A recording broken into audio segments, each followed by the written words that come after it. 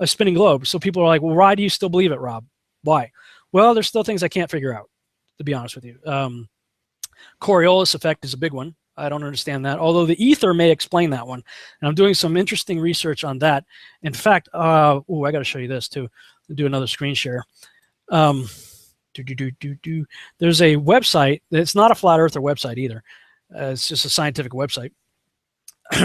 If you go to the bottom of my blog, this is all the comments at the very bottom, but right before you get to the comments section, right here, observe temperature, wind, and wave currents on the flat earth. I put that title there. It's these people are not flat earthers. Takes you to this website. Now, do you have many different maps that you can choose from? Down here, you can choose like the standard globe or whatever. I think this was, oh, that's not it. Yeah. Okay, this right here is showing ocean currents, and you can move it around and check it, different angles and stuff like that, and the temperature is showing, the equatorial region and stuff like that. When you look at the currents, you can look at air currents or wave currents and temperature currents.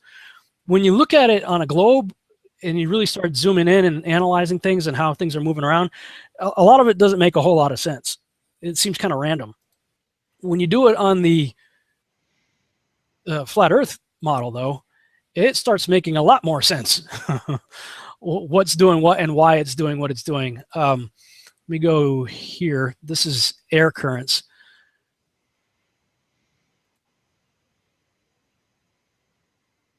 Okay, notice how in what we would call the northern hemisphere, everything's going this way. The air currents are going this way, but in the southern hemisphere, the air currents are going this way. See? Oh, okay. Do you see what I'm saying? Can you Can you catch that? I wonder if that one's better. Let me try this. Yeah. So if this is what has been referred to as the Aether, this may explain why long-range shooters and stuff like that have to correct certain ways, for long-distance shooting, and some of the Coriolis stuff that may be going on there. I mean, it's a fun website to poke around on and play with, and it may answer some of those questions. But you also have the spinning stars deal, where in the northern hemisphere, you look up and the stars appear to be rotating one way, and in the southern hemisphere, you look and the stars appear to be rotating the other way. I can't figure that out yet.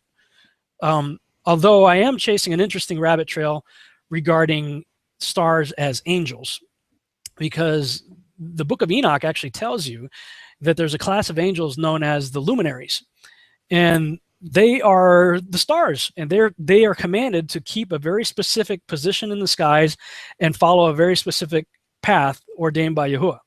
And if they don't, there's basically a luminary police officer named Raguel who is in charge of policing those who don't do what they're supposed to do.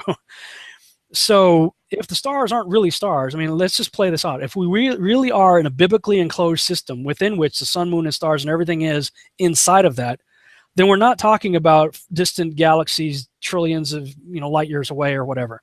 That's all very close. And they're just following a path that they're told to follow.